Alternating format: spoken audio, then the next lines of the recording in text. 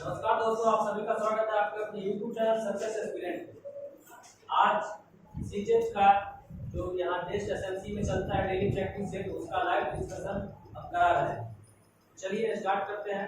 अगर आप लोग को सीटेट ज्वाइन करना है और सीटेट में रिजल्ट देना है तो अभी से पहले करीब 600 बच्चों का लगभग समस्तीपुर जिला के अंतर्गत और बाहर के भी बच्चे सभी का सीटेट में रिजल्ट एसएमसी ने सीटेट का रिजल्ट दिया है, जो अपने आप में एक कीर्तिमान स्थापित कर चुका है। तो अगर आप सीटेट निकालना चाहते हैं और आपको कुछ नहीं आता है, आप एकदम जीरो है, तो आइए एसएमसी संस्थान को ज्वाइन कीजिए। यहाँ आप टेस्ट से ज्वाइन कीजिए, टेस्ट दीजिए और फिर उसका एकदम प्रॉपर तरीके से डिस्कशन थ्योरी भी कराया जाता है ताकि आपको कोई समस्या न। जीरो आपको 0 सन्नाटा है, गारंटी यहाँ से संस्थान लेगी कि आप 100% आपका रिजल्ट होगा। तो जुड़े रहिए हमसे और जो भी पॉइंट है, अगर कुछ डिस्कशन करना हो या फिर कोई समस्या होता है तो आप इस चैनल पे जो है कमेंट कर सकते हैं। और चलिए स्टार्ट करते हैं। चलिए क्वेश्चन निकालिए आप।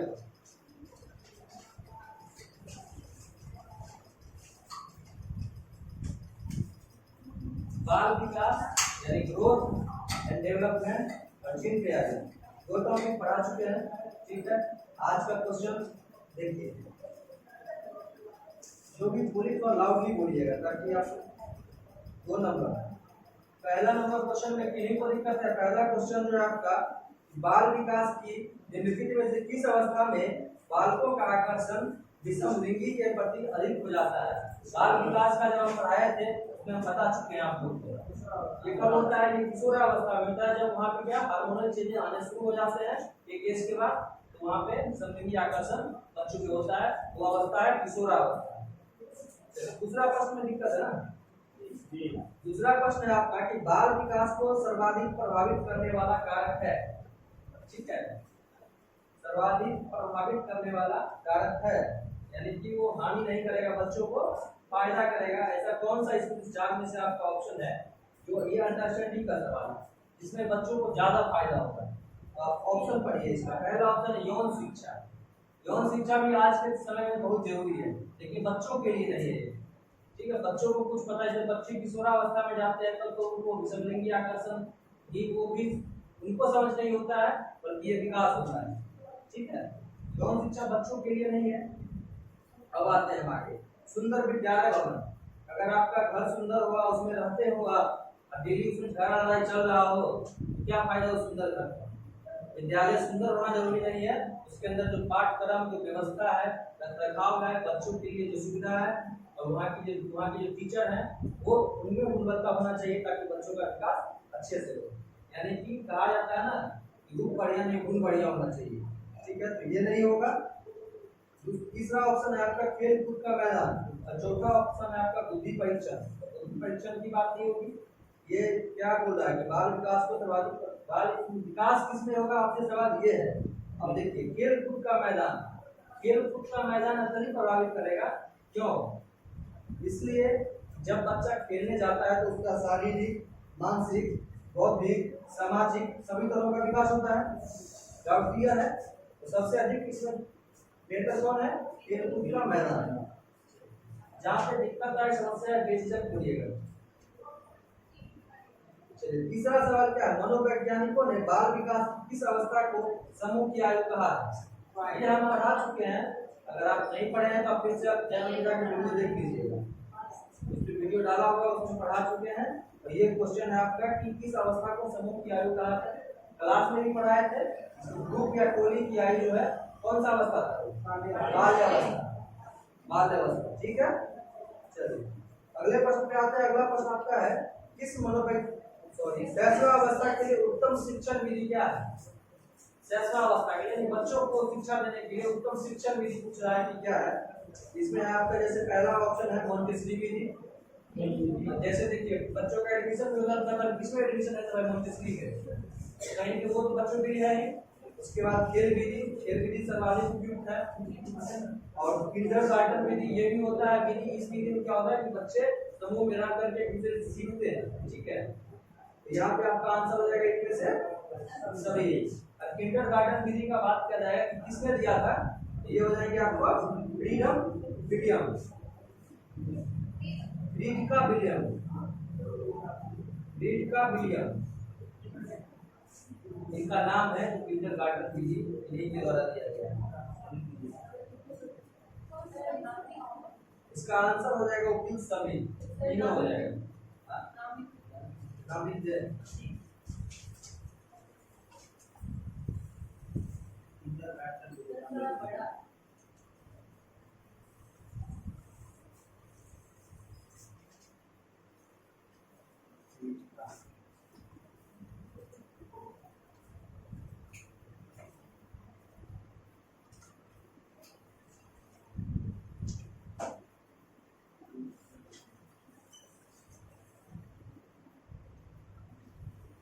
किंडरगार्टन विधि।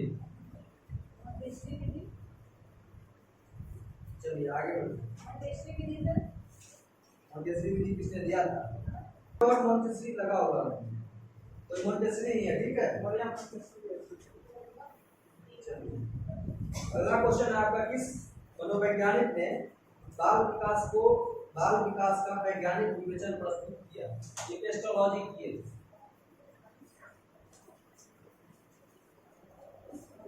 टेस्टोलॉजी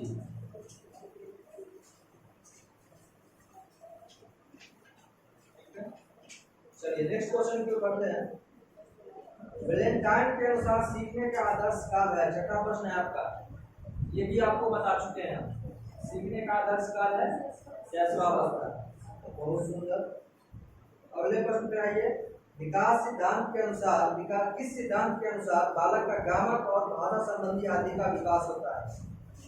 इसमें डाउट है? विकास क्रम का सिद्धांत। हाँ, विकास क्रम का सिद्धांत होगा, ठीक है। विकास की दिशा का सिद्धांत जो था वो बता चुके हैं, अधोगामी और शीर्षगामी। एकीकरण का सिद्धांत भी बता चुके हैं, जिसमें बच्चे सभी चीज को एक साथ करके हाथ पैर मान लीजिए मानसिक सभी चीज के साथ एक साथ करके क्रिया करते हैं, एकीकरण का सिद्धांत है। और परस्पर संबंध का सिद्धांत को भी आगे एक दूसरे से संबंधित, एक दूसरे के ऊपर निर्भर होगा। यह है विकास क्रम का सिद्धांत। सबसे पहले तो हम जानते हैं तीसरी सीढ़ी पे नहीं चल सकते हैं विकास में, पहली सीढ़ी, दूसरी सीढ़ी, फिर दूसरी, यानी विकास क्रम अनुसार ही चलता है। ये विकास क्रम का ही सिद्धांत है। गामक का मतलब क्या है? संवेदी गामक समझते हैं? संवेदी अवस्था नहीं समझते? हाँ, तो वही उसको कहा जाता है। हाँ, संवेदी को यहाँ पे गामक दिखाया जाता है। गामक का मतलब समझिए संज्ञानात्मक। बस अर्थ पकड़ना अगर समझ गए तो समझिए कि 80% प्रश्न आप कैसे ही हल होगा। मेन तो सबका ही खेल है। चलिए अगले प्रश्न पे आइए। प्रसिद्ध मनोवैज्ञानिक स्किनर ने अधिगम का कौन सा सिद्धांत प्रतिपादित किया? इसका आंसर होना चाहिए अनुबंध क्रिया का सिद्धांत, ठीक है। स्किनर जो थे वो बॉक्स थ्योरी दिए थे, उसका स्किनर थ्योरी लिखा जाता है। हमसे लगाया गया है। हां, आवश्यक बताया गलत आंसर लगाओ, कोई दिक्कत नहीं है। वो क्या किए थे? बॉक्स में क्या किए थे? एक चूहा पे और एक वो कबूतर पे, दोनों पे प्रयोग किए थे। कबूतर पे प्रयोग किए थे क्या? कबूतर क्या किए? बंद कर दिया बॉक्स में हुक लगा हुआ था, ठीक है। हुक लगा हुआ था तो क्या किए वो, क्या उसके बाहर खाना रख दिया और उसको कर दिए बॉक्स को अंधेरा, खाना रख दिए। कुछ देर रहने के बाद कबूतर शांत रहा, एक्टिव हो रहा है। जैसे ही लाइट जला, ये लाइट जलाए कबूतर एक्टिव हो गया। एक्टिव हो गया तो क्या किया वो, खाना उसको भूख लग गया था, खाना खरीदने के लिए क्या किया, उसको छुपाना शुरू कर दिया। उस पर जो बॉक्स था उस पर मारते मारते उसको मिल गया वो क्लिप जहाँ से खुलता है, तो क्या किया, क्लिप खोल करके बाहर निकला खाना का। फिर जब उसके बाद क्या हो गया, अनुक्रिया का अनुबंध अनुक्रिया बना लिया भोजन से। क्रिया करने के बाद उसके बाद जब भी उसको बंद किया जाता था उसको पता हो गया था, उसके बाद सीधा वो अपना वहाँ से खोलता था, निकल जाता था। ये था अनुबंध क्रिया, यानी किसी चीज से अनुबंध संबंध बनाना और उसका क्रिया करना। चलिए, ऐसा चिंतन जिनमें व्यक्ति अपने काल्पनिक विचारों एवं इच्छाओं की अभिव्यक्ति करता है क्या कहलाता है?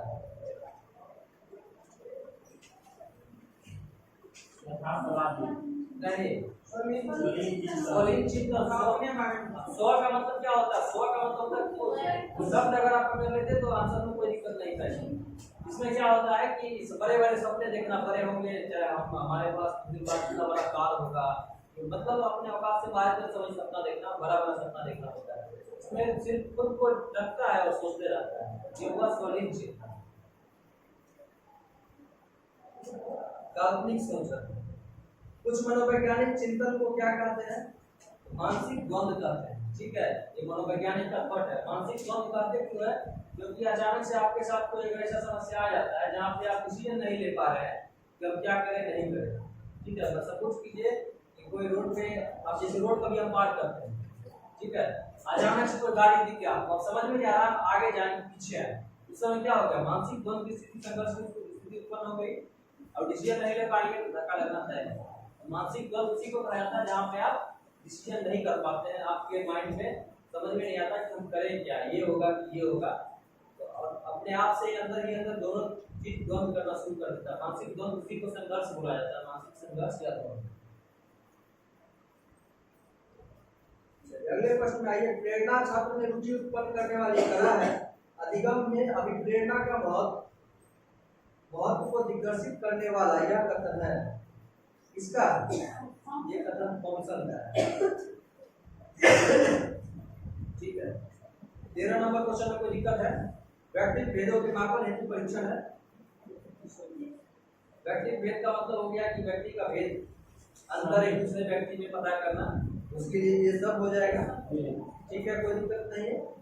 14 नंबर क्वेश्चन है, प्रतिभाशाली बालक की बुद्धि लब्धि कितनी होती है? 140 से अधिक होती है। ठीक है, अगर मान लीजिए 120 से 130 दिया हुआ है, 130 से 140 दे दिया है, अगर 130 से अधिक रहता तो 140 से अधिक नहीं रहता, 140 दे के रोक लगा दी जाए, इसलिए 140 से अधिक होगा।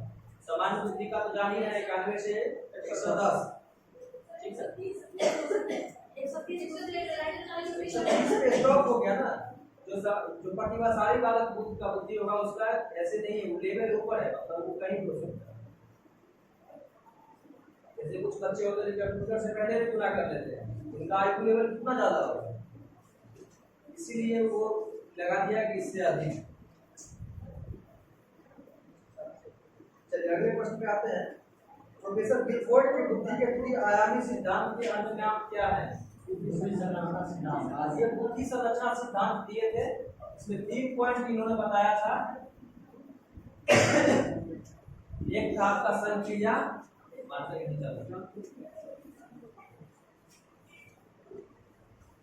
एक था आपका संक्रिया, ठीक है, दूसरा था आपका विषय वस्तु, और तीसरा था उत्पाद यानी प्रोडक्ट। ठीक है, ये तीनों सिद्धांत ये चीज था, और इसके अंदर भी अलग अलग पॉइंट आता है जिसको टॉपिक को पढ़ाएंगे तो बता देंगे। इसका अन्य नाम ये उनका सिद्धांत था। ठीक है, जैसे उनके सिद्धांत को कहा गया त्रि-आयामी सिद्धांत। त्रि-आयामी सिद्धांत का एक दूसरा नाम हुआ बुद्धि संरचना का सिद्धांत। इसका एक और नाम होता है बॉक्स मॉडल, और लिख लीजिए आप इसका दूसरा जो अन्य नाम है तो आ जाए, इसका होता है बॉक्स मॉडल। ठीक है, इसका 3D मॉडल भी कहा जाता है, इसको बॉक्स मॉडल, 3D मॉडल।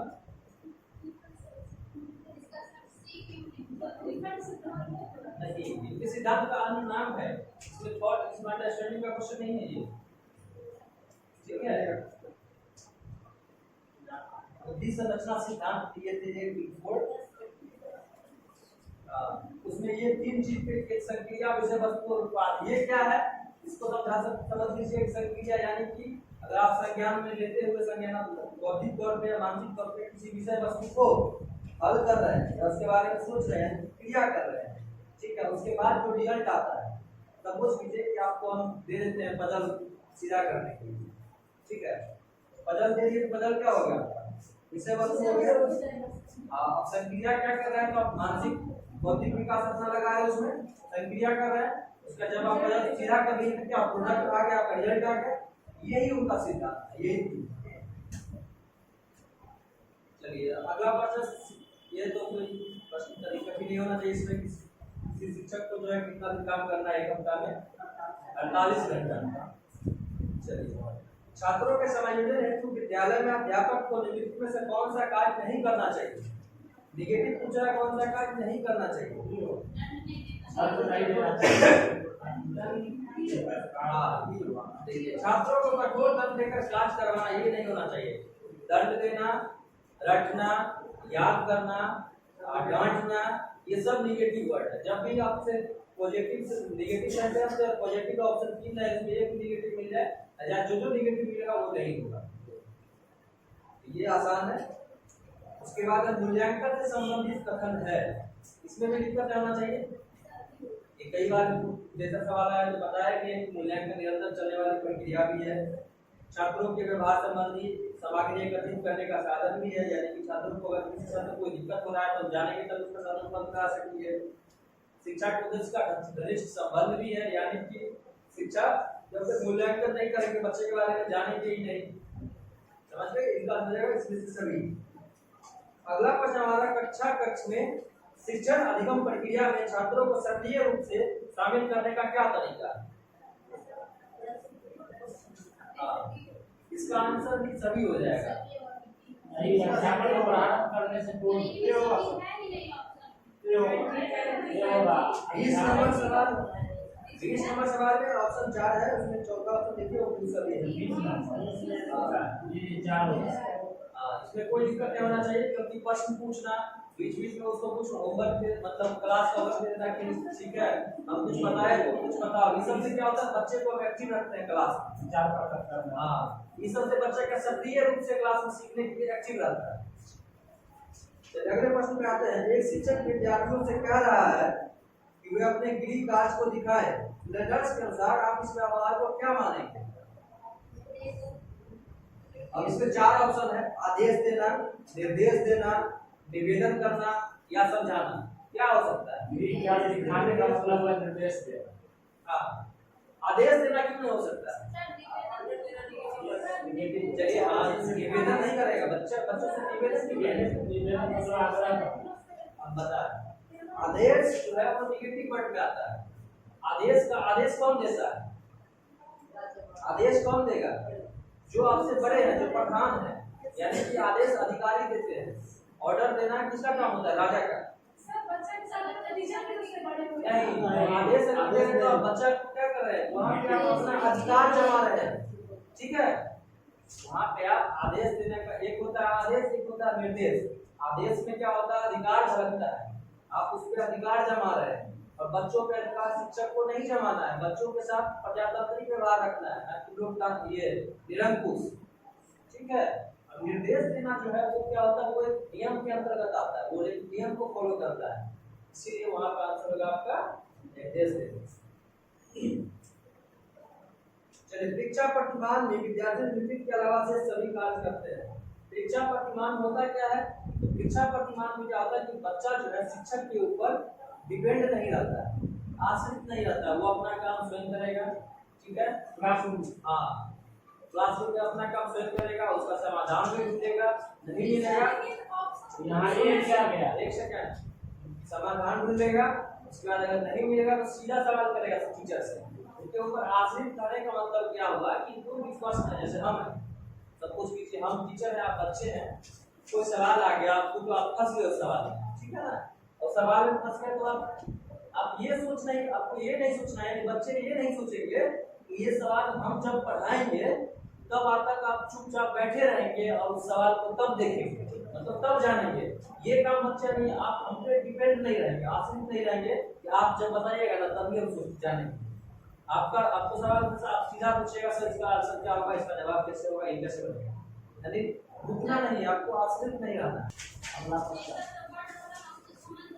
आ जाएगा। नहीं, ये जो भी परीक्षा प्रतिमान के तरह जो आपको जो बताए ना, जो बताए वो सब चीज आता है, उसको ध्यान रखिए। इसका अर्थ तो बता ही नहीं है, लेकिन मेन वो पॉइंट ध्यान रखिए किसी के अंतर्गत होता क्या है। चलिए, 22 नंबर सवाल आपको पहले मेरे ख्याल से पढ़ाया गया है, बाल विकास का अवस्था, उसमें ये सवाल होगा ही। संवेगों के तूफानों एवं परेशानी का काल विकास की कौन सा तूफान, संघर्ष, समस्या, परेशानी, उलझन, सब जो किशोरावस्था। उच्च बौद्धिक विकास किस प्रकार के बालक से संबंधित है? उच्च बौद्धिक विकास किस प्रकार के बालक में हो सकता है? प्रतिभाशाली बालक में, कोई दिक्कत नहीं है इसमें। अगले प्रश्न में आइए। कोई छात्र अच्छी तरह तब सीखता है जब उसे दिया जाए कैसा पुनर्बलन। पुनर्बलन का मतलब होता है सक्रियात्मक पुनर्बलन। बहुत सुंदर। इसमें से कोई नहीं है, इसमें से कोई नहीं। इसका आंसर 25 का डी हो जाएगा सक्रियात्मक पुनर्बलन। 24 का उच्च बौद्धिक विकास वाले जो बच्चे होंगे वो प्रतिभाशाली होंगे, जिनका आईक्यू लेवल बहुत ज्यादा होगा, बच्चा में प्रतिभा फूट के बड़ा होगा। 25 सक्रियात्मक पुनर्बलन है। पुनर्बलन का मतलब होता है सहयोग, नहीं सक्रियात्मक पुनर्बलन का मतलब होता है सहयोग, बल देना। ठीक है, अब हम बता रहे हैं आपको होता क्या है। नगण्य पुनर्बलन का मतलब हो गया कि नहीं देना। ठीक है, ऋणात्मक का मतलब हुआ निगेटिव के तरफ देना, उसके धनात्मक का मतलब हुआ धन पॉजिटिव के तरफ देना। ठीक है, लेकिन पॉजिटिव की तरफ तो कुछ और भी हो सकता है।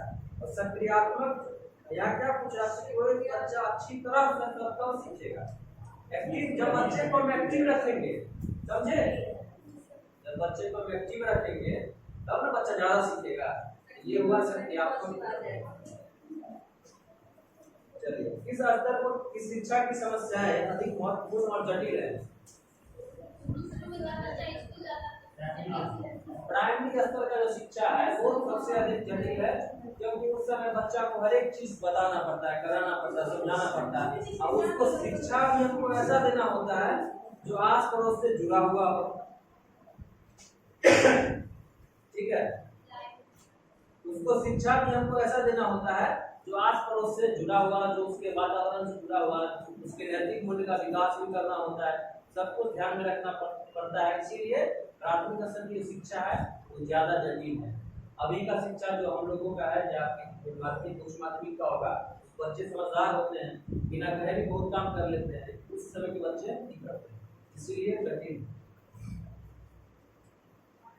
चलिए अगले प्रश्न पे आइए। पियाजे के अनुसार बच्चा अमूर्त स्तर पर चिंतन, बौद्धिक क्रिया और समस्या समाधान किस अवस्था में करने लगता है। खाली पियाजे पढ़ा रहे हैं। औपचारिक संक्रिया क्रियात्मक अवस्था 11 से 16। चलिए, हाँ तो 16 रहे या 17 रहे या 18 रहे कोई दिक्कत नहीं है। ये 12 से 16 भी यहाँ पे रह सकता था, लेकिन एक ही रहेगा इस समय। ऐसा नहीं है कि 11 से 16 भी। हाँ